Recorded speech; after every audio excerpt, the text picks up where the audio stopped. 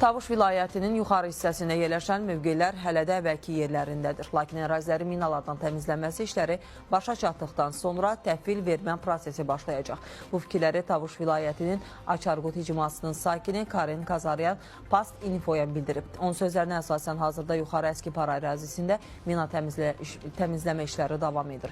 Kazaryanın dediyinə görə bu işlər artıq kifayət qədər geniş bir ərazidə, o cümlədən onun Açarqut icmasında başa çatıb. Onlar Şamşadin bölgəsinə qədər çatıblar. Bu yolda Bərxudarlı və Şorşulu adlanan ərazilər var, ora qədər gəlib çıxıblar. Bundan sonra təhvil vermə prosesi başlayacaq.